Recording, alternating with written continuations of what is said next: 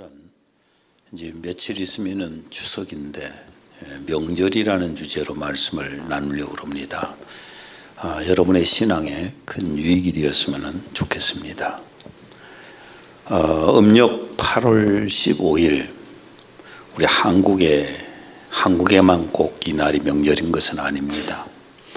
중국의 유교의 영향을 받는 그런 나라에서는 8월 15일을 명절로 보냅니다.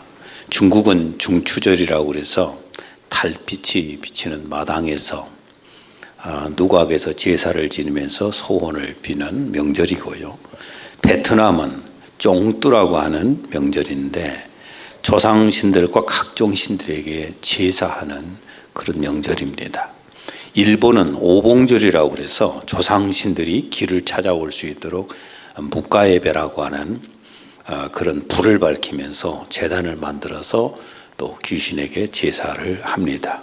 우리 민족도 8월 25일을 추석이라고 해서 명절을 보내는데 일종의 추수감사절입니다. 추수감사절인데 각 나라나 민족의 전통적인 명절은 대부분이 종교하고 관련이 되어 있습니다. 동남아 불교 국가들의 명절은 대부분 불교와 관련되었습니다. 음력 4월 8일은 석가모니 탄생한 날, 또 음력 2월 8일은 석가모니 출가한 날, 또 음력 12월 8일은 성도절에 수행을 깨달음을 얻는 날이다. 수행하면서 깨달음 얻은 날이다. 음력 2월 15일은 열반절로 석가모니가 세상을 떠난 날이다. 이렇게 해서 불교 국가에서는 불교와 관련된 명절을 보냅니다. 그리고 서구 기독교 국가들의 명절은 대부분 또 기독교하고 관련이 되어 있습니다. 12월 25일은 성탄절, 예수님 탄생하신 날이고, 그리고 3월, 4월 사이에 있는 부활절은 예수님이 죽음에서 부활하신 날을 기념하는 거고, 또 5월과 6월은 오순절, 성령 강림절을 또 기념하고, 11월 셋째 주일은 추수감사주일로 한 해를 감사하는 그런 절기입니다. 이렇게 대부분이 종교와 관련되어 있는데 우리나라 그런 명절들은 종교와 관련이 있을까요, 없을까요? 우리나라 명절도 다 종교하고 관련이 있습니다. 설은 음력 1월 1일로 새해를 맞이하는 명절이잖아요. 죽은 조상들에게, 조상 귀신들에게 제사를 지내고 부모님과 어른들께 세배를 합니다. 그리고 한 해 동안 운수를 점치고 복을 빌고 복조리를 걸고 떡국을 먹습니다. 그리고 이제 1월 15일 정월 대보름은 모든 애군을 쫓아버리고 새날을 비는 명절입니다. 그러니까 추석이 길 때는 예전에는 이렇게 대보름까지를 추석이라고 했습니다. 뭐 농사를 짓고 하다 보니까 뭐 그랬겠지요.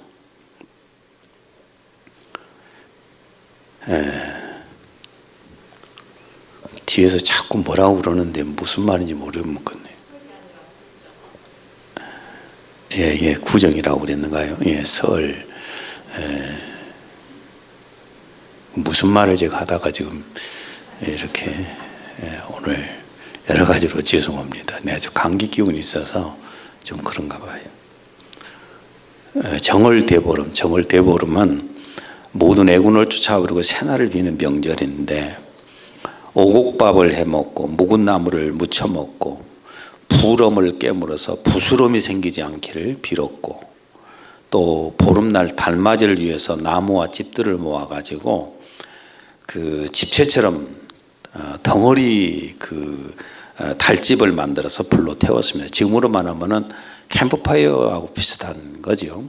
그걸 하면서 애구를 쫓아내고 한 해 복을 빌었습니다. 그리고 우리 지역에서는, 호남 지방에서는 대나무 매듭을 태워서 폭죽 소리 같이 막 툭툭 소리가 나게 하고 뛰어넘어서 잡기와 액을 쫓아낸다고 했습니다. 그리고 대보름날 전날에는 논과 밭둑에다가 불을 붙이고 돌아다니면서 노는 지불놀이도 했습니다. 간호날은 음력 5월 5일인데 한 해의 풍년을 기원하는 날이고 창포로 머리를 감고 거네뛰게 하고 씨름 등을 했습니다. 그리고 이번에 지금 8월 15일 추석, 이 추석에는 물론 중추절이나 한가위라고도 부르는데 곡식이 익어감으로 첫 수확인 핵가일과 핵곡식으로 음식을 만들어서 조상귀신에게 제사하고 또 성묘하고 또 강강술래, 씨름, 또 송편도 빚어서 먹고 이렇게 했습니다. 그 다음에 11월 달 동짓달은 동짓날이 있잖아요. 동짓날이 있는데 양력으로 12월 21일이나 22일 무렵인데 1년 중에서 밤이 가장 길고 낮이 가장 짧은 날입니다. 팥죽을 쑤어서 조상귀신에게 제사를 지내고 이웃과 나누어 먹었습니다. 그리고 악기를 쫓아서 앵마기를 하기 위해서 집 문 앞에나 집 구석구석에다가 팥죽을 뿌리고 다니면서 귀신을 쫓는다. 그 다음에 뱀사자를 써가지고 거꾸로 대문이나 뭐 기둥이나 이런 데다가 붙여놓고 한 해의 귀신들이 달아붙지 못하게끔 이렇게 했습니다. 근데 좀 아이러니한 일은요, 귀신을 그렇게 숭배하면서도 귀신 오지 말라고 뭘 갖다 붙이고 막 이렇게 했던 거 보면은 참 이해할 수 없죠. 이렇게 우리 민족의 명절은 대부분이 귀신 숭배의 날입니다. 귀신 숭배. 그러니까 종교와 관련됨이 없는 게 아니라 샤머니즘이나 이런 귀신을 숭배하는 것으로 계속 이어지는 것이 한국 우리 민족의 명절입니다. 시편 106편 28절 37절에 38절. 그들이 또 부올의 바알과 연합하여 죽은 자에게 제사한 음식을 먹어서 그들이 그들의 자녀를 악기들에게 희생제물로 바쳤도다. 무죄한 피 곧 그들의 자녀의 피를 흘려 가나안의 우상들에게 제사함으로 그 땅이 피로 더러워졌도다. 죽은 자에게 제사를 했는데 악기들에게 희생제물로 바쳤다. 뭐 비슷하게 이렇게 표현이 되었습니다. 그럼 이스라엘의 3대 명절은 뭘까? 오늘 여러분이 본문에 읽으셨는데 이스라엘의 3대 명절은 6월절. 6월절은 이제 무교절이라고도 합니다. 누룩 없는 떡을 먹으면 떡이 맛이 없어요. 그래서 이걸 고난의 떡이라고 표현했는데 무교절은 그 누룩이 없는 떡을 먹은다고 해서 무교절이라고도 불렀습니다. 6월절과 그다음에 77절, 뭐 우리가 맥추절이라고도 부르고 나중에 오순절이라고 이렇게 부르게 되잖아요. 그다음에 초막절, 장막절이라고 하죠. 16절을 읽습니다. 너희 가운데 모든 남자는 1년에 3번 곧 무교절과 77절과 초막절에. 이스라엘의 절기는 무엇을 하는 절기인가? 무엇을 하는 절기인가? 하나님의 은혜와 사랑에 감사하는 명절입니다. 우리나라의 명절은 귀신에게 제사하는, 그리고 또 다른 신들에게 제사하는 그런 명절이고, 이스라엘의 명절은 하나님의 은혜와 사랑에 감사하는 명절입니다. 6월절, 이 무교절은 이집트에서 이스라엘 민족들을 구원해 주신 것에 대한 감사를 하는 절기예요. 1절 읽습니다. 아비벌을 지켜 내 하나님 여호와께 유월절을 행하라. 이는 아비벌에 내 하나님 여호와께서 밤에 너를 애굽에서 인도하여 내셨음이라. 아비벌이라는 것은, 아비벌은 우리나라 말하면 정월이에요. 정월. 우리 지금 그레고리 달력으로 월력을 말하면은 3월과 4월 정도 이렇게 되는데, 내 하나님 여호와께서 밤에 너를 애굽에서 인도하여 내셨습니다. 여기에 대한 감사하는 것이고, 77절은 맥추절은 보리나 밀, 이 수확을 하게 해주신 하나님 앞에 감사하는 절기인데, 종에서 해방시켜 주신 것을 또 감사했습니다. 9절에서 10절. 7주를 셀지니 곡식이 나을 때에 첫날부터 7주를 세어 내 하나님 여호와 앞에 77절을 지키되. 또한 초막절, 이 장막절은 한 해 모든 삶의 또 추수의 수확을 하게 해주신 하나님 앞에 감사하는 일종의 추수감사절이에요. 13절 읽습니다. 너희 타작마당과 포도주 틀에 소출을 거두어 들인 후에 이리 동안 초막절을 지킬 것이요. 이스라엘의 절기는 이렇게 대명절, 가장 큰 명절은 3대 명절입니다. 6월절과 7.7절과 초막절, 이렇게 이렇게 명절을 지켰습니다. 하나님께 예배하면서 어떻게 그런 명절을 지켰을까? 우리나라 사람들하고는 매우 다릅니다. 우리나라 사람들은 명절에 그저 사람들끼리 모여서 노는 거, 죽은 조상신에게 제사하는 거, 이걸로 이제 쭉 이어지지 않습니까? 근데 이스라엘 민족들은 어떻게 명절을 지켰을까? 6월절을 먼저 봅니다. 3절. 유교병을 그것과 함께 먹지 말고 이래 동안은 무교병 곧 고난의 떡을 그것과 함께 먹으라. 이는 내가 애굽 땅에서 급히 나왔음이니 이같이 행하여 내 평생에 항상 내가 애굽 땅에서 나온 날을 기억할 것이니라. 유교병을 그것과 함께 먹지 말고, 그것은 소나 양의 제물을 얘기합니다. 이제 이런 것들을 얘기하는데, 제사를 하나님 앞에 올리면서, 이런 제물을 올리면서 네가 애굽 땅에서 나온 날을 기억하라.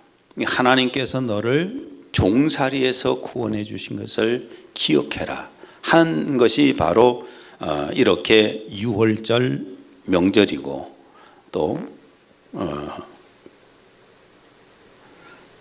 그 다음에 7.7절에서 11절에서 12절. 너와 내 자녀와 노비와 내 성중에 있는 레위인과 및 너희 중에 있는 객과 고아와 과부가 함께 내 하나님 여호와께서 자기의 이름을 두시려고 택하신 곳에서 내 하나님 여호와 앞에서 즐거워할지니라. 너는 애굽에서 종 되었던 것을 기억하고 이 규례를 지켜 행할지니라. 6월절은 애굽에서 구원해 주신 것에 대해서 감사하고, 또한 7.7절은 종살이에서 구원해 주신 것에 대한 감사를 하는 절기입니다. 그 다음에 초막절은 14절. 절기를 지킬 때에는 너와 내 자녀와 노비와 내 성중에 거주하는 레위인과 객과 고아와 과부가 함께 즐거워하되. 초막절은 뭐 하는 절기인가요? 물론 하나님께서 모든 한 해의 삶에 추수하게 해주신 것에 대한 감사를 하지만은, 이날은 특별하게 어려운 사람들을 도우면서 그 어려운 사람들과 함께 음식을 나누고, 또한 여러 가지 물질로 도움을 주면서 하나님 앞에 즐거워하는 날입니다. 이스라엘의 명절은 그런 어디에서 지켰을까? 그러니까 우리나라의 명절은 귀신에게 제사를 하고, 또한 자기들끼리 놀고, 이런 게 집중이 되어 있지만은, 이스라엘의 명절은 하나님 앞에 감사하면서 또한 어려운 이웃들과 함께 나누는 그런 명절입니다. 이스라엘 명절은 또 어디에서 지켰는가? 우리는 어디서 지키죠, 명절을? 고향을 찾아가지요. 고향 선산을 찾아갑니다. 조상의 묘가 있는 곳을, 또 부모님이 계신 곳으로 다 찾아가는, 지금도 뭐 이동들을 많이 하고 있잖아요. 많이 하고 있는데, 이스라엘 민족은 과연 그럼 이 명절을 어디에서 지켰을까? 2절. 여호와께서 자기의 이름을 두시려고 택하신 곳에서 소와 양으로 내 하나님 여호와께 유월절 제사를 드리되. 또 5절과 7절.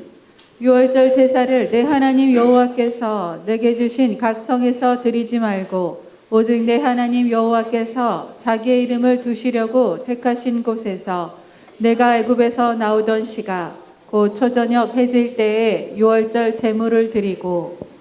16절 또 읽습니다. 너희 가운데 모든 남자는 1년에 3번 곧 무교절과 7.7절과 초막절에 내 하나님 여호와께서 택하신 곳에서 여호와를 배웁되.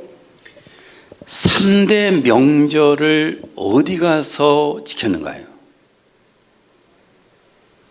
잘 모르시겠어요? 여호와께서 택하신 곳이 어디죠? 예루살렘 성전이잖아요. 예, 예루살렘 성전입니다. 이스라엘 민족은 명절을 어디 가서 지켰어요?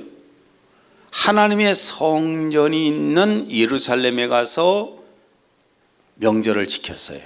근데 우리 민족은 조상신을 섬기다 보니까 조상의 묘지가 있는 곳에 가서 고향을 지내게 됩니다. 차이가 굉장히 많죠.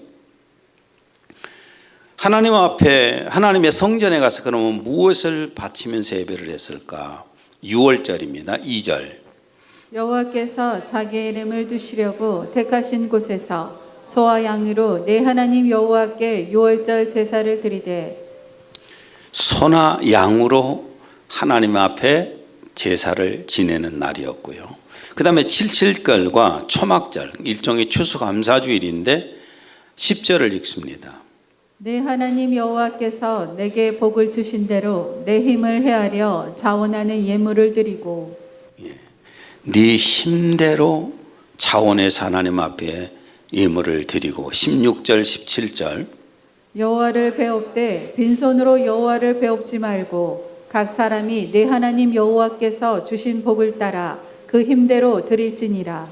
하나님 앞에 힘대로 하나님 앞에 예물을 드리라는 거예요. 이것이 바로 이스라엘 민족의 명절을 세우는 것이었습니다. 여러분 수입의 몇 프로를 하나님 앞에 헌금을 하고 여러분은 몇 프로 정도를 구제를 하고 살아갑니까? 스스로 마음속에 생각을 해볼 겁니다. 나는 내 수입에 하나님 앞에 몇 프로를 드리고 나는 이웃의 어려운 사람들을 위해서 몇 프로를 쓴다. 이것이 아마 마음속에 이미 본인은 알고 있지 않겠어요? 이스라엘 백성들은 1년에 하나님께 바치는 헌금은 수입의 몇 프로 정도였을까요? 여러분 몇 프로 정도를 하나님 앞에 이스라엘 민족은 드리고 살았을까요? 가장 기본적인 헌금이 뭐죠? 10의 1조지요. 10의 1조 가장 기본적인 헌금입니다. 레위기 27장 30절 32절입니다. 그 땅의 10분의 1 곧 그 땅의 곡식이나 나무의 열매는 그 10분의 1은 여호와의 것이니 여호와의 성물이라. 모든 소나 양의 11조는 목자의 지팡이 아래로 통과하는 것의 10번째의 것마다 여호와의 성물이 되리라. 이스라엘 민족은 농사를 지었고 목축업을 했기 때문에 그걸로 하나님 앞에 10분의 1을 11조로 바쳤습니다. 말라기 3장 9절에서 10절 너희 곧 온 나라가 나의 것을 도둑질하였으므로 너희가 저주를 받았느니라. 만군의 여호와가 이르노라. 너희의 온전한 11조를 창고에 들여 나의 집에 양식이 있게 하고 그것으로 나를 시험하여 내가 하늘 문을 열고 너희에게 복을 쌓을 곳이 없도록 붙지 아니하나 보라. 이렇게 하나님 앞에 10의 1조를 드릴 때에는 하나님이 복을 내려주셨고 10의 1조를 떼먹었을 때는 저주가 임했다는 것이 오늘 이 말씀입니다. 그리고 11조만 드린 것이 아니라 죄를 범했을 때 죄를 용서받기 위해서 바쳤던 번제가 있잖아요. 하나님과 관계가 뭔가 그 어떤 막히는 것이 있을 때는 하나님 앞에 화목제를 또 드렸습니다. 감사의 예물을 바쳤습니다. 성전세를 바쳤습니다. 성경학자들은 약 25% 정도를 헌금으로 바쳤다고 그럽니다.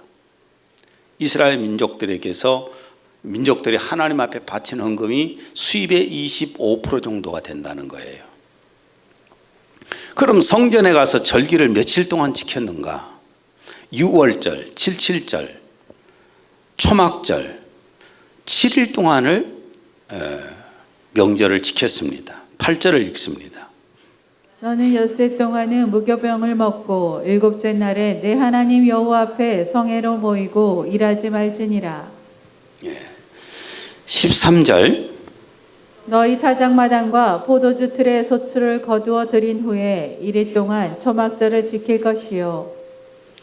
이렇게 예루살렘에 와서 7일 동안을 머물면서 하나님 앞에 명절을 지켰습니다. 그럼 매주 한 번 예배하는 안식일이 약 52일이죠. 52일이 되고 매월 예배하는 초하루가 있었습니다. 이것이 4번 내지 5번이 되지 않습니까? 그러니까 매년 86일, 즉 4분의 1을 예배하는 데 사용을 했습니다. 4분의 1 정도를 예배하는 데 사용을 했어요. 시간을. 언제 일을 했을까? 그것도 생각해 보십시오. 7년에 한 번 1년 안식년을 또 반드시 지켜야 했습니다. 우리가 상식적으로 한번 생각을 해볼 필요 있어요. 세상 이치로 생각을 해볼 수도 있고 약 25% 그러니까 4분의 1을 하나님 앞에 수입의 4분의 1을 하나님 앞에 헌금을 하고 1년 중에서 4분의 1을 하나님 앞에 예배하는 데 바치고 아주 이 민족은 빈곤 속에 빠져서 배고파 죽었을 것 같아요. 그렇죠? 이 사람들을 생각해 보세요.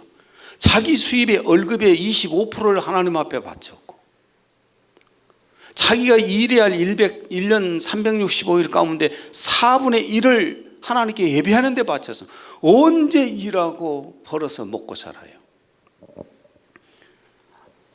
세상 이치로 생각하면 유대인들은 세상에서 가장 빈곤하고 미개한 족속이 되었을 겁니다. 안 그럴까요? 생각해 보세요. 4분의 1을 하나님 앞에 드렸고 4분의 1을 예배하는 데 바쳤는데 세상에서 가장 빈곤한 민족은 유대인이 돼야 됩니다. 당연하거든요. 이치적으로 볼 때. 그런데 현실은 너무나 달라요. 우리 현실을 한번 보자고요. 과학적으로 입증을 할 수도 없고 수학적으로 입증할 수도 없고 상식에 틀리지만은 그러나 현실을 한번 보자고요. 유대인이 세계에서 가장 가난한 민족인가요? 가장 뒤떨어진 미개인들인가요? 안 그렇죠. 현실 속에 전혀 반대로 나타나는 게 세계에서 모든 것에 가장 앞장서는 사람들이고 가장 부자로 사는 사람들이 유대인이에요. 이거 어떻게 과학으로 입증이 되겠습니까? 상식이 안 맞잖아요. 세상 이치에 안 맞잖아요. 수학적으로 계산도 안 되잖아요. 근데 현실은 그렇다 그 말입니다. 그 이유가 뭘까요? 세상 사람들이 아무리 똑똑하게 계산을 잘 해내고 과학적으로 증명을 하려고 하고 세상 이치로 따지고 상식적으로 따져도 안 맞는 지금 현실이 나타나고 있어요. 유대인들은 너무너무 잘 살거든요. 세계에서 가장 앞서가는 민족이거든요. 왜 그럴까? 1년 중 4분의 1의 시간을 하나님께 바치고 수입의 4분의 1을 주님께 헌금을 했는데 세계 가장 빈민국이 아니라 가장 부자가 되었다고 말해요. 왜일까? 15절을 자 읽습니다. 내 하나님 여호와께서 내 모든 소출과 내 손으로 행한 모든 일에 복 주실 것이니 너는 온전히 즐거워할지니라. 왜 이렇게 됐어요? 하나님이 복 주시기 때문이죠. 갈라디아서 6장 7절 사람이 무엇으로 심든지 그대로 거두리라. 심은 대로 거둔다는 주님의 원칙을 말씀하시는 겁니다. 하나님께서 복 주시기 을 청종하면 이 모든 복이 내게 임하며 내게 이르리니 성읍에서도 복을 받고 들에서도 복을 받을 것이며 내 몸의 자녀와 내 토지의 소산과 내 짐승의 새끼와 소와 양의 새끼가 복을 받을 것이며 내 강주리와 떡반죽 그릇이 복을 받을 것이며 내가 들어와도 복을 받고 나가도 복을 받을 것이니라. 하나님 앞에 4분의 1을 예배드리는 데 사용하고 시간을 사용하고 수입의 4분의 1을 하나님 앞에 헌금하는 데 사용하고 이런 민족이 세계에서 가장 비참하고 가난한 민족이 돼야 되는데 가장 부자 국가가 되어 있고 가장 뛰어난 민족이 되어 있단 말이에요. 물론 이거 상식적으로 안 맞아요. 세상 이치로도 안 맞아요. 과학으로 입증이 안 돼요. 수학으로 입증이 안 돼요. 그러나 현실은 이렇다고 말입니다. 이게 현실이잖아요. 유태인이 이렇게 잘 사는 거 현실이잖아요. 누가 이것을 부인할 수가 있겠습니까? 그래서 이스라엘 백성들은 하나님의 성전에 가서 예배 드리는 이 명절을 얼마나 사모했는지 모릅니다. 빨리 이 명절이 되어서 하나님 앞에 가서 예배를 드려야 되겠다. 하나님 앞에 예배를 드리는데 그 하나님께 드릴 수 있는 감사에 표현할 수 있는 예배를 드리는데 드릴 예물 이런 것들을 준비하는데 최선을 다했어요. 시편 84편 10절입니다. 주의 궁정에서의 한 날이 다른 곳에서의 첫날보다 나은즉 악인의 장막에 사는 것보다 내 하나님의 성전 문지기로 있는 것이 좋사오니 내 하나님의 성전 문지기로 있는 것이 좋다. 이런 표현을 썼습니다. 시편 96편 8절.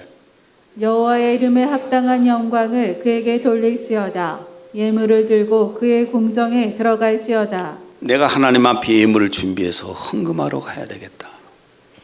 시편 100편 4절. 감사함으로 그의 문에 들어가며 찬송함으로 그의 궁정에 들어가서 그에게 감사하며 그의 이름을 송축할지어다. 예, 이게 이스라엘 백성들의 삶이었어요. 언제나 내가 예루살렘에 가서 하나님의 성전에서 예물을 드릴 것인가, 하나님을 찬양할 것인가. 이스라엘 가보니까 독특한 게 낫비가 말이에요. 3분의 1이랍니다. 그 남자들의 유태인들 지금 이스라엘 땅에 살고 있는 3분의 1이 낫비예요. 낫비는 뭐 하는 사람들이에요? 낫비들 일 안 해요. 일을 얼마나 한가는 잘 모르겠는데 가서 보니까 이러고 있고 성경 읽고 이러고 돌아다니고 하루 종일 모자 쓰고 시커먼 옷 입고 이러고 돌아다녀요. 참 이 사람들은 굶어 죽을 것 같더라고요. 내가 보기에는 우리 이치적으로 생각하면 다 굶어 죽을 것 같아요. 어떻게 저 사람들은 살지? 그런데 나부터가 세계 구석구석에서 사람들이 돈 보따리를 막 싸들고 와갖고 막 퍼주는 거예요. 막 이스라엘 땅에다가 가는 곳마다 퍼요. 열심히 먹고 살라고. 예루살렘에다가 돈 보따리 퍼내고 구석구석 그 유적지 가서 돈 막 싸들고 가서 막 퍼주고 식당에 가서 퍼주고 갈릴리 바다에 가서 물고기 그 향 비슷한 거 그거 좀 한번 먹어본다고 돈 갖다 막 퍼주고 배 타는데 퍼주고 가는 곳마다 퍼주니까 이 사람들은 그냥 그렇게 있어도 얼마든지 돈이 굴러 들어와요. 난 그래서 이해를 했습니다. 야, 하나님이 복 주시니까 저렇게 살구나. 하나님이 복 주시니까. 자, 그런데 오늘 이 명절에 대해서 제가 말씀을 지금 전하는 건데, 그럼 우리 한국의 우리 민족은 어떠한가? 우리 민족은 죽은 조상신 숭배에는 세계에서 두 번째가라면 서러울 만큼 으뜸입니다. 그러잖아요? 아주 으뜸인 민족이죠. 세계 민족들 가운데 부지런하기로 으뜸인 민족입니다. 나는 어렸을 때에 별로 일도 안 해봐서 모릅니다. 근데 내 아내는 지금도 강박관념이 있어요. 어떤 강박관념인 줄 아십니까? 아침에 늦잠을 못 자. 좀 푹 좀 자라고 내가 자꾸 그러거든요. 푹 좀 자라고 그러면은 어딘가에서 엄청난 소리가 들릴 것 같아서 심장이 쫄려서 벌떡벌떡 일어나 버린대요. 왜? 시골 사람들은 옛날 누구나 다 그랬어요. 날만 밝으면 일하러 갔어. 집에서 놀고 있는 거 보지 못했어요. 얼마나 우리 민족들이 열심히 했는데요. 옛날 노인들 보세요. 허리가 다 구부러져 갖고 있었어. 뼈가 제대로 있는 사람이 없을 정도로 그렇게 일을 해. 지게 지고 다니고 뭔 이고 다니고 우리 고향만 봐도요, 낮에 농사철이 되면은 가서 뼈가 부서지게끔 일을 하고, 또 그 사이에 바닷가에 가고 바다에서 고기 잡으러 가고 고기 잡아오고, 사람들이 골뱅이 다 들어 있었어요. 근데 제가 어렸을 때에 한 해가 들어갔고 굶어 죽었어요. 사람들 굶어 죽는 사람들도 있었어. 내 친구들만 해도 막 이렇게 떠 있었어요. 왜? 너무 가난해서. 그래서 우리나라는 보릿고개라는 것이 있어요. 빨리 보리만 나오기를 기다리는 거죠. 풀 뜯어다가 어떻게 그냥 밀가루 주기로 써서 먹고 넘어가고. 이게 옛날 옛적 얘기인 줄 아세요? 아니에요. 한 50년 전 얘기입니다. 지금 5, 60년 전 얘기를 제가 하고 있는 겁니다. 이게 우리의 삶에서 그렇게 열심히 노력하는데, 정말 뼈 빠지게 일을 했는데, 우리나라는 세계에서 가장 위기한 국가였고 가장 가난한 국가 중에 하나였어요. 사진 한번 봐보세요. 저 모습이 언제 쭉 얘기 같습니까? 언제 사진 같습니까? 찾아보니까 70년 전 사진이에요. 또 하나 봐보세요. 저거 언제적 사진일까요? 적어도 70년 전 사진이에요. 저게 우리 모습이라고요. 그렇게 열심히 일했는데 새끼 밥을 못 먹었어요. 너무 다르잖아요, 이스라엘 민족하고. 그들은 그렇게 일도 별로 안 하고 4분의 1을 하나님 앞에 예배하는 데 드리고, 우리 물론 조상들은 뭐 귀신한테 제사하는데 엄청나게 바치기도 했죠. 우리 집만 해도 1년 15번인가 제사를 지냈으니까.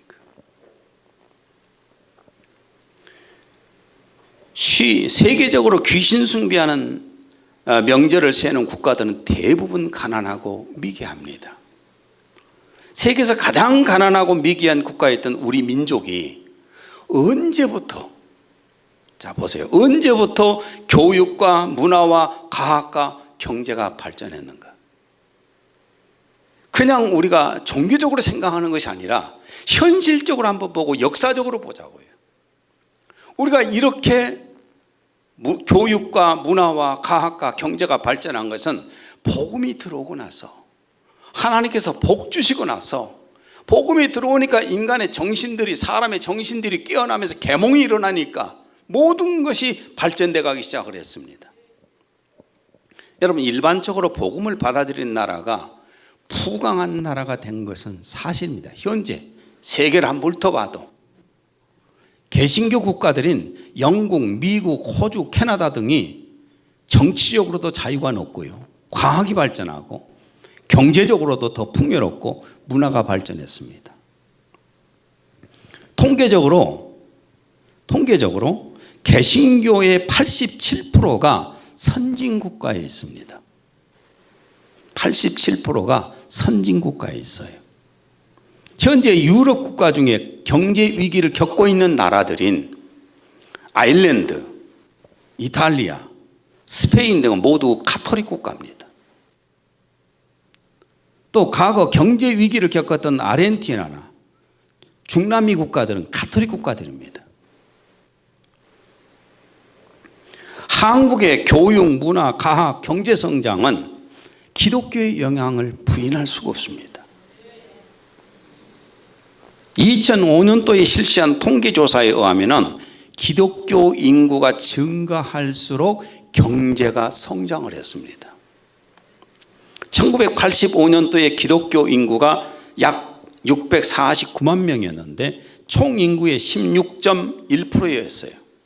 그런데 1995년에는 876만 명으로 총 인구의 19.7%로 증가를 했습니다. 그런데 이 기간에 한국 경제가 가장 크게 성장을 했다고 합니다. 기독교 인구 숫자가 확 불어날 때가 한국의 경제가 가장 크게 성장한 시기였다고 합니다.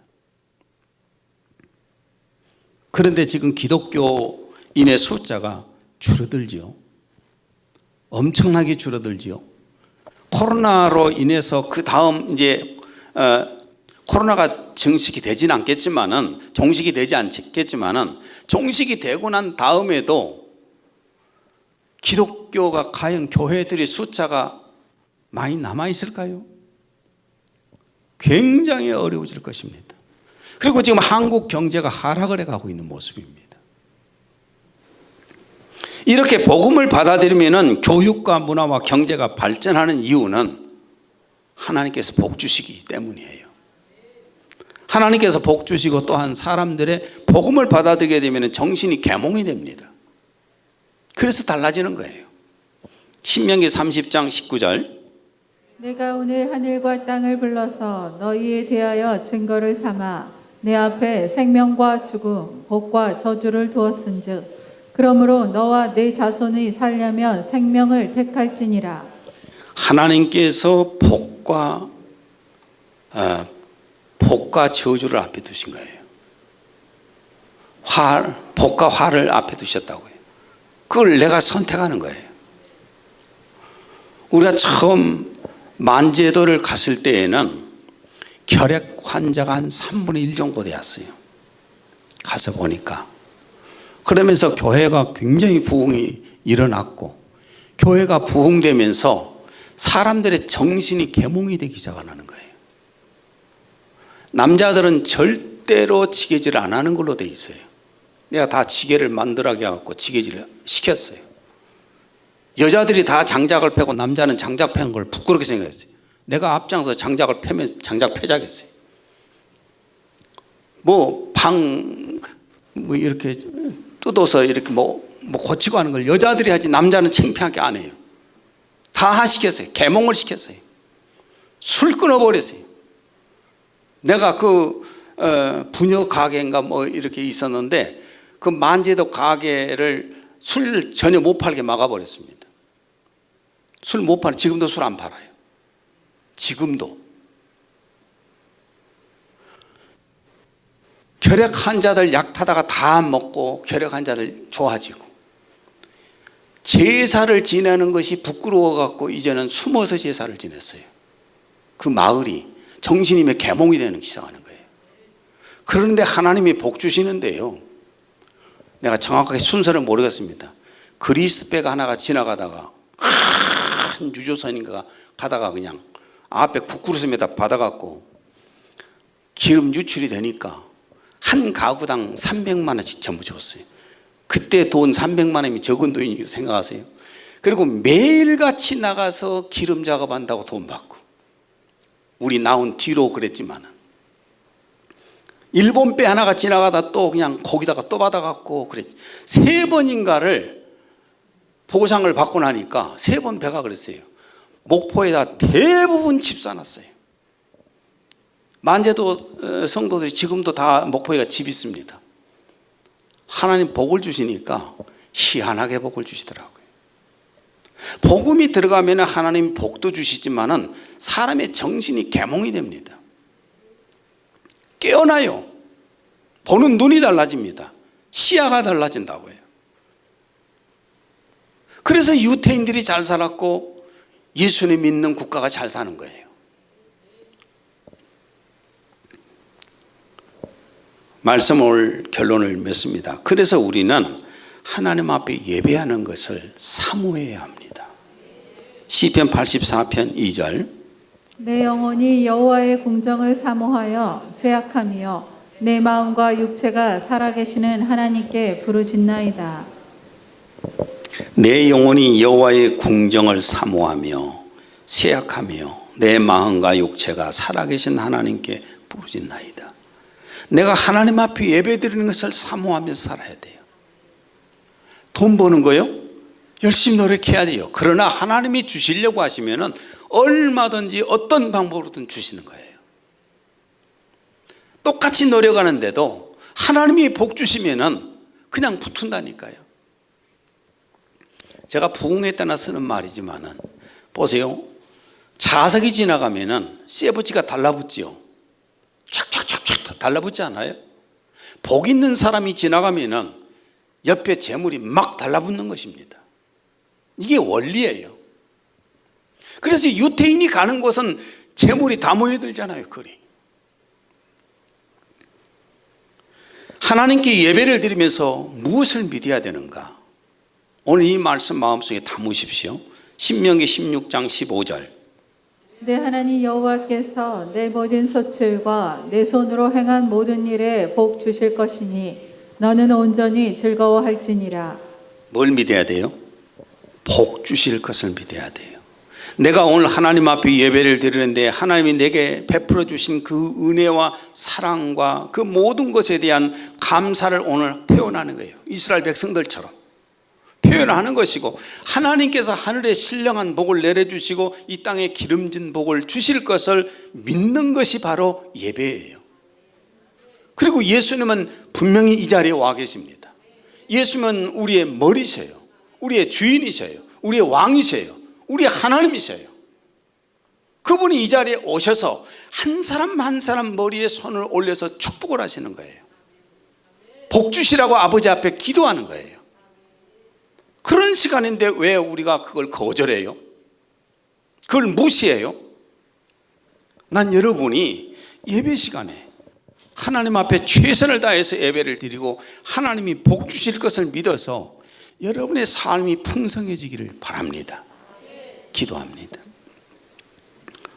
하나님 아버지, 오늘은 명절이라는 주제를 가지고 말씀을 나눴습니다. 이스라엘 백성들에게 유월절과 칠칠절과 초막절이 있었는데 그들은 하나님 앞에 가서 예루살렘에 가서 7일 동안 이 명절을 지냈고 최선을 다해서 온 힘을 다해서 하나님 앞에 예물을 바쳤습니다. 그런 그들에게 하나님께서 복 주심으로 세계에서 가장 뛰어난 민족이 되게 하시고 세계에서 가장 잘 사는 민족이 되게 해주셨습니다. 우리 이 대한민국에도 복음이 들어오면서 이렇게 잘 살게 되었습니다. 모든 부분에서 뛰어나게 발전해 가고 있습니다. 주님 감사합니다. 오늘 또 이 예배를 통해서 하나님께서 우리에게 복을 주실 것을 믿겠습니다. 감사함이 예수님 이름으로 기도했습니다. 아멘.